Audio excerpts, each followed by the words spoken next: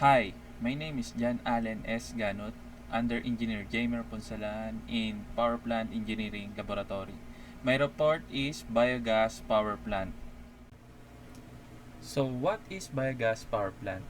Theoretically, biogas can be converted directly into electricity by using a fuel cell. However, this process requires very clean gas and expensive fuel cells. Therefore, this option is still a matter for research and is not currently a practical option. The conversion of biogas to electric power by a generator is much more practical. In contrast to natural gas, biogas is characterized by a high knock resistance and hence can be used in combustion motors with high compression rates. So biogas can be converted directly into electricity. However, fuel cell is more expensive. So they come up with a practical option by using a biogas into a generator as a combustion. In biogas production principle, a biogas is generated when a bacteria degrade biological material in the absence of oxygen, in a process known as anaerobic digestion.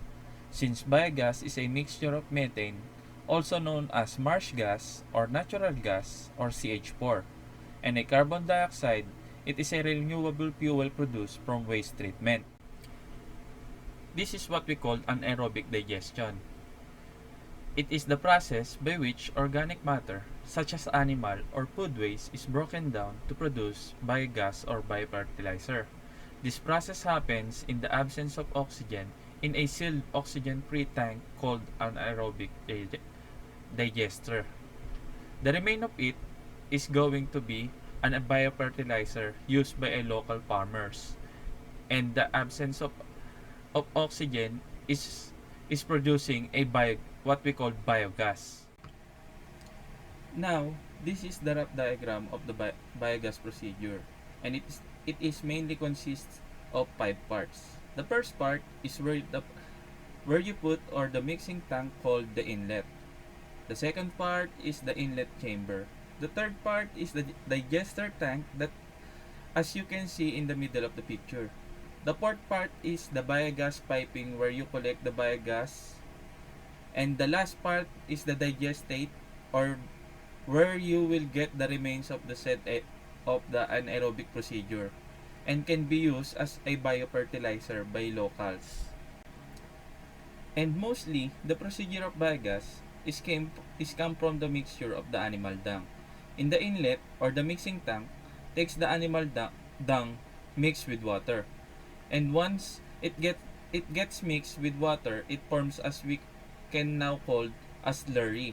And the slurry will be placed in the mixing tank and make sure while you're putting the slurry in the inlet tank, make sure that the inlet valve is closed or the inlet chamber. Now we can slowly open the inlet valve so that the mixture will slowly go through the inlet chamber. And now the slurry will go to the digester tank. Now once the digester tank is filled with slurry, make sure to close all the valves where the slurry came and where will it be going so that you can achieve the oxygen free tank called as the digester. As this process continues, the digester tank will be closely filled with slurry. And one important thing that the digester tank will partially filled with slurry up to a 3/4 capacity of the digester tank. As you can see in the picture, the digester tank is only filled with 3/4 of the capacity because the methanogens need its space to get his part of this tank. The process takes 2 to 3 months so the methanogens takes place in the water so it will be decomposed in slurry. This process is the major role in this called an anaerobic digestion. So the gas will be released after the animal dung will be completely decomposed in the process. While the gas fills the digester tank, the pressure inside the tank increases. So while it happens, it will produce the biogas. Now, While the pressure increases inside the tank, you will now slowly open the expansion chamber so the slurry will go and overflow to the digest state. Lastly, when the slurry gets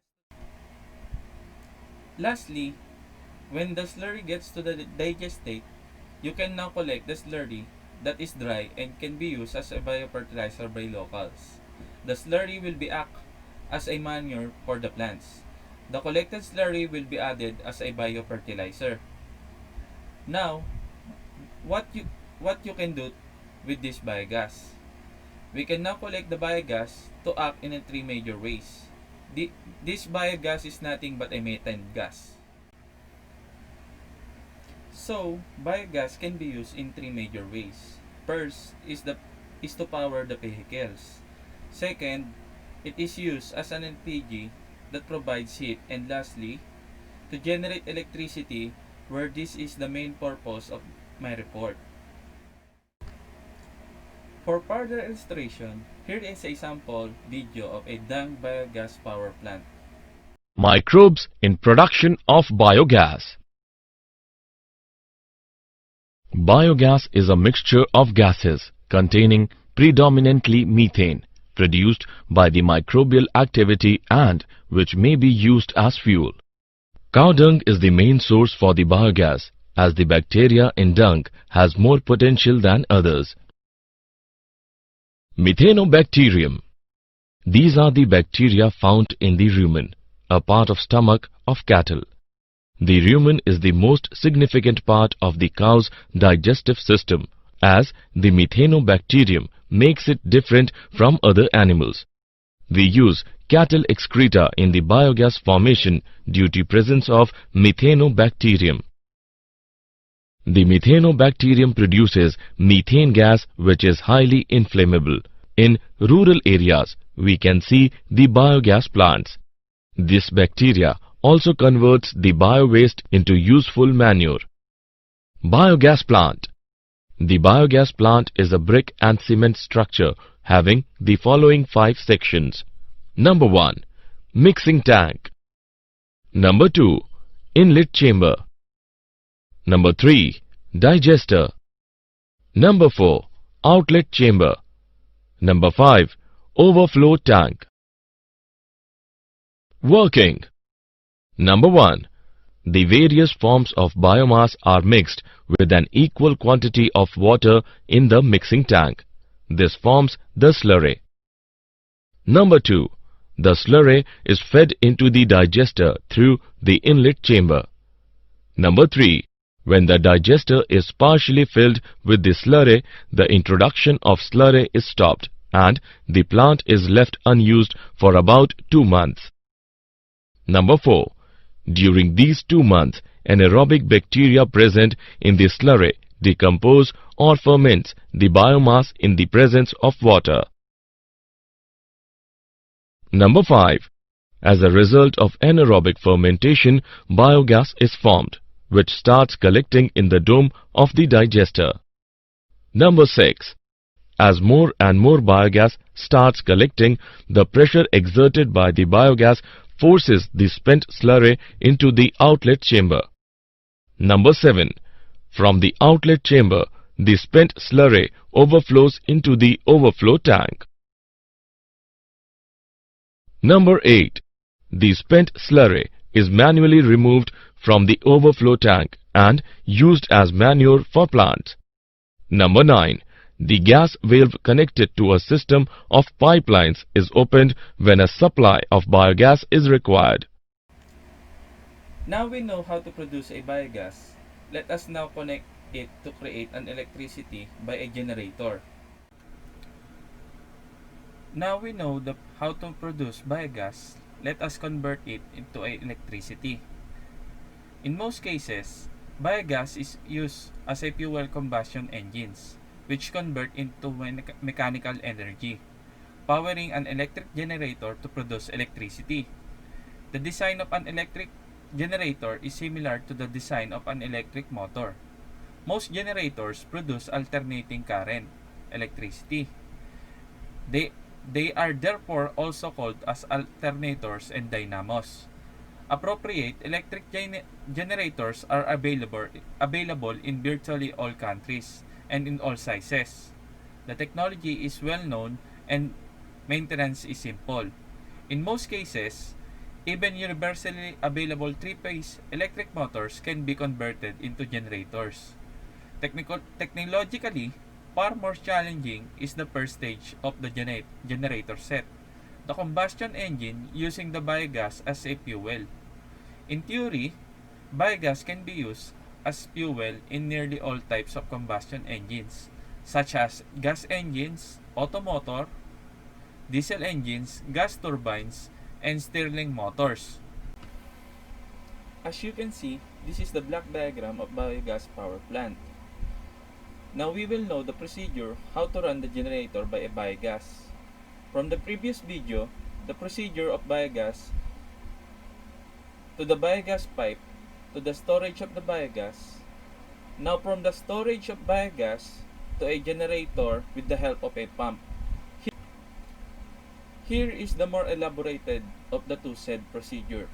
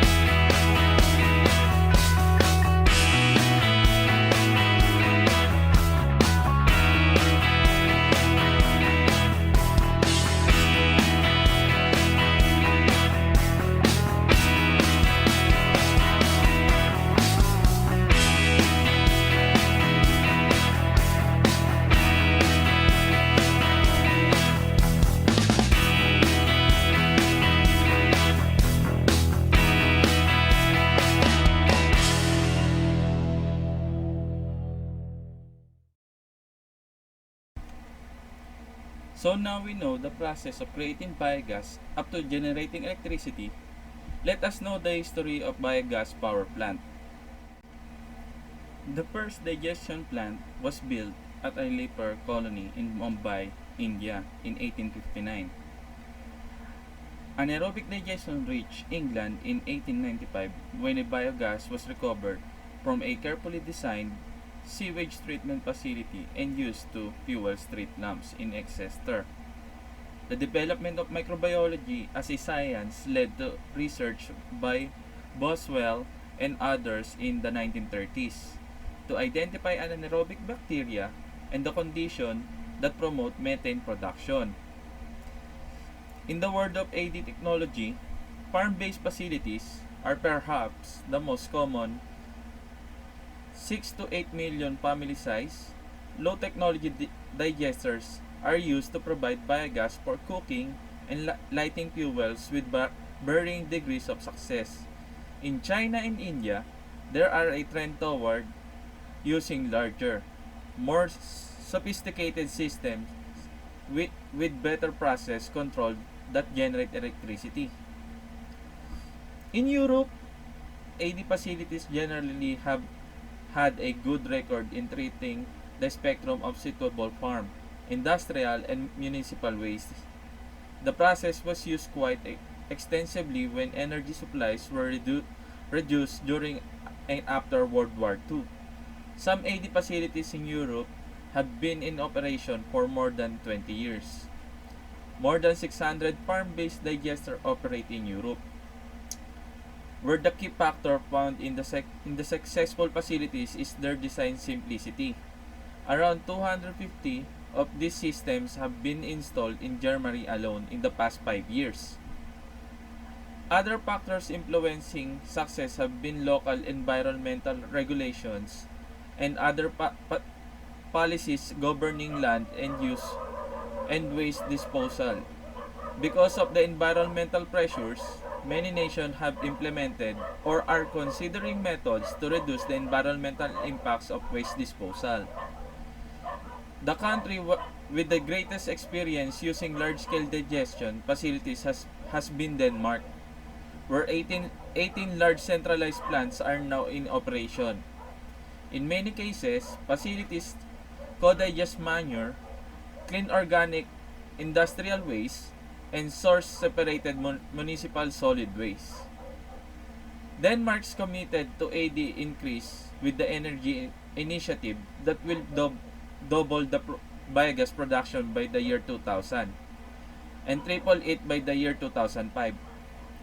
One of the key policy tools used to encourage technology deployment is green pricing, allowing manufacturers of biogas-generated electricity to sell their products at a premium. Interestingly, the sales of co-generated hot water to specially built district heating systems is becoming an important source of revenue for project developers. The use of the AD process for treating industrial wastewater has grown tremendously during the past decade. Worldwide, more than 1,000 vendor-supplied systems now operate or are under construction. It is estimated that European plants comprise 44% of the installed base. Only 14% of the systems are located in North America. A considerable number of the systems are located in South America, primarily Brazil, where they are used to treat the vinasse co-production from sugar cane-based ethanol production. More than 3 to 5 example industries that use digester have been identified, including processors of chemical, fiber, food, meat, milk, and pharmaceuticals. Many use AD as a pre-treatment step that lowers sludge disposal costs, control odors, and reduce the cost of final treatment at a municipal wastewater treatment facility. From the perspective of the municipal facility, pre-treatment effectively expands treatment capacity. Although the first digester to use MSW or municipal solid waste as a feedstock operated in the United States from 1939 to 1974, it is receiving renewed interest. MSW processing facilities have made significant progress towards commercial use in recent years, with several in operation for more than 15 years. A number of types of system have been developed. Each, each has its own special benefits. Processes such as AD and decomposing offer the only biological route for recycling matter and nutrients from the organic fraction of MSW. Composting is an energy consuming process requiring 50 to 775 kilowatts per hour of electricity per ton of MSW input. Composting technology for MSW is commercially available and in use, but its further application is limited mainly by environmental aspects and process economics. AD is a net energy producing process with around 75 to 150 kilowatts per hour of electricity created per ton of MSW input. MSW digestion technology is now being demonstrated and fully commercialized. MSW digestion process possess many technical problems, including an increase in HRT, high solid digestion or HSD. Systems have been developed with the potential to improve the economic performance of MSW system by reducing digester volume and the parasitic energy required for the AFD process.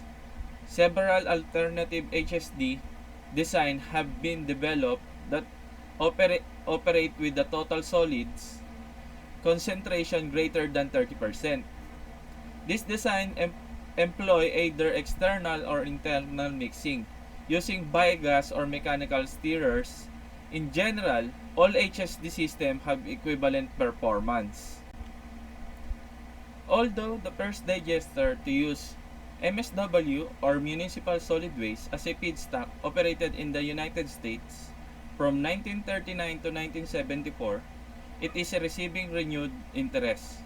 MSW processing facilities have made significant progress towards commercial use in recent years, with several in operation for more than 15 years. A number of types of system have been developed. Each has its own special benefits. Processes such as AD and decomposing offer the only biological route for recycling matter and nutrients from the organic fraction of MSW. Composting is an energy consuming process requiring 50 to 775 kilowatts per hour of electricity per ton of MSW input. Composting technology for MSW is commercially available and in use, but its further application is limited mainly by environmental aspects and process economics. AD is a net energy producing process with around 75 to 150 kilowatts per hour of electricity created per ton of MSW input. MSW digestion technology is now being demonstrated and fully commercialized. MSW digestion process possess many technical problems, including an increase in HRT, high solid digestion or HSD. Systems have been developed with the potential to improve the economic performance of MSW system by reducing digester volume and the parasitic energy required for the AFD process. Several alternative HSD designs have been developed that operate with the total solids concentration greater than 30%. This design employ either external or internal mixing using biogas or mechanical stirrers. In general, all HSD systems have equivalent performance. Now we know all the history and the procedure to make biogas up to generating electricity. Here is another video of biogas power plant that is based here in Naga City, Cebu, Philippines.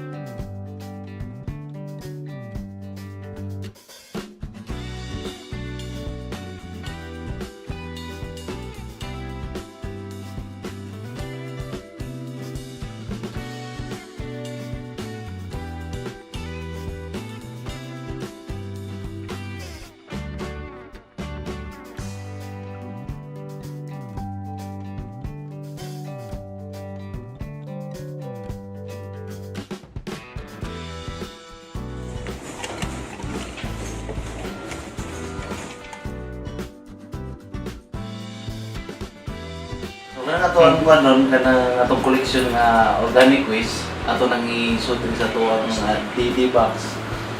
Nya gikan sa DD box ato nang i-sprinkler gamit ang kanang luga sa basura gyapon nga gikan sa atong tangke. At the same time ang atong iyang luga mo drain nga to sa ato ang liquid sa ato ang drain pit itawag. Mupadung sa na siya cycle balik sa ato ang leach tank. So ang gas nga mabuhat din sa iyang area dis ko, mudagan ni sa iyang pipe. Ang paninga pipe continue ni gikan din sa bakson, gikan sa bakson to 7. Mo niya nga tuon dason to.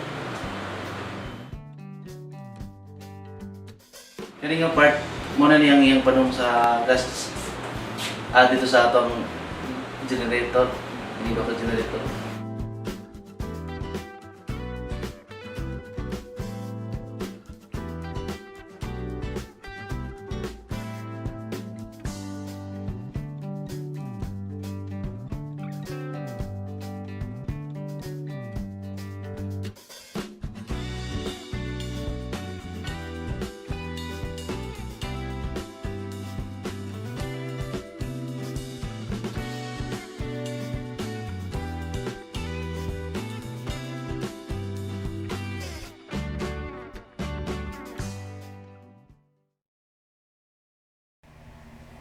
I hope you understand my report.